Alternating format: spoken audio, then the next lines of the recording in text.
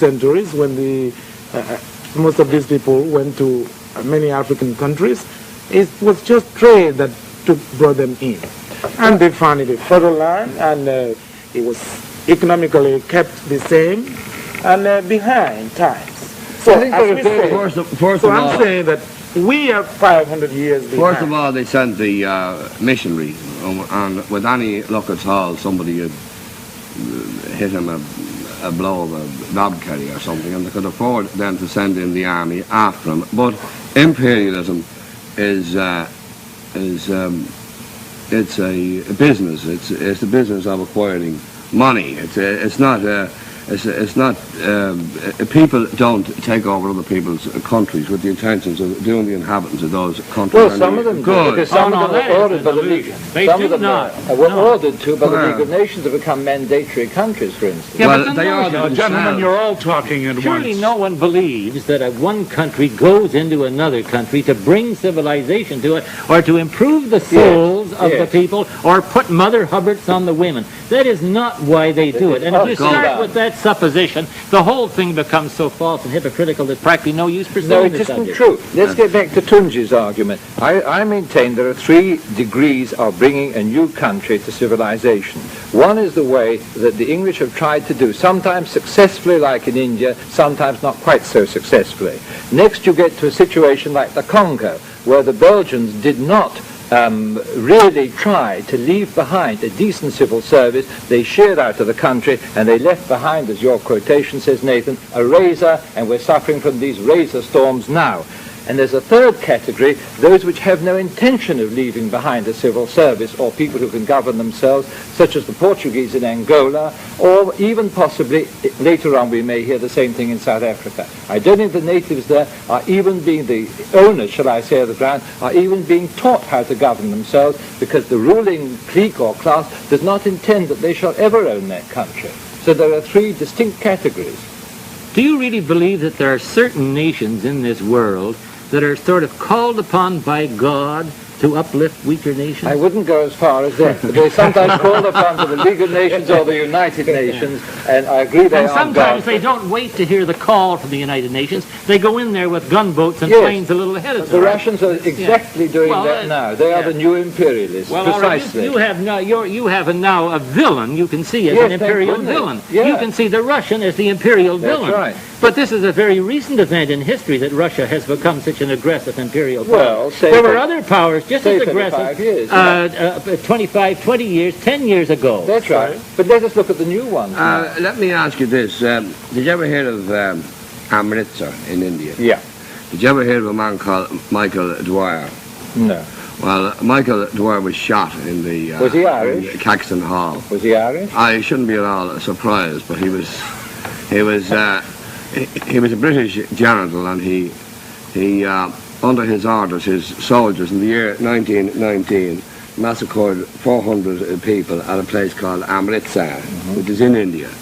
Well, I would like to know. Small, isn't it? What's that? It's a very small reduction of the birth rate, only 400 people. Well, yeah, but that's a very, very cynical remark. It is a cynical remark. That's an imperialist remark. It's a suburban sort of remark. You're a suburban fellow. I come from suburban. Yeah, you're a suburban fellow, and it's the sort of remark that you would expect from Eichmann or somebody of that sort. It's the same thing. It's a question of degree. He's quite right. The Southern Ireland is a suburb of England, so you get the same remarks. In all seriousness, say that slaughter at Amritsar simply reduced the birth rate in India by 400 is a very cynical remark. No, because the way it was put forward was also cynical. Oh no, was a There have been riots on both sides. You compare it with Eichmann, who killed 6 billion people. That's surely a better example. No, but your attitude, thinking it's your feeble idea of a joke. But 400 Indians are just as important in the sight of God as 400 Englishmen or Irish. Yes, what the point surely is, gentlemen, what we are saying, what we are discussing is whether under any circumstances one country has the right to occupy another, and whether, whatever the circumstances of departure are, any country has the right to remain when it's no longer wanted. And whether it leaves that country and leaves it in a powerless condition or not, it's whether it should get out. Isn't that surely the essence Look, of let me make myself perfectly clear on Let this. Mr. Olatunji make himself clear first, and then First Mr. of all, I'd like to give an example of what happened in Guinea. When Guinea voted no to de Gaulle's constitution, the only French colony that refused to be in the French community, the French took everything away. Everything. That means progress.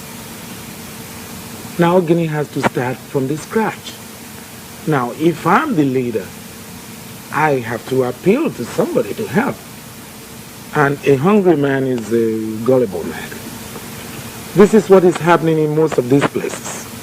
Now, if the people have been sleeping giants, and now they are now trying to wake up from their lethargy, as some people call it, now they should be given an opportunity at least to have a say in their own affairs.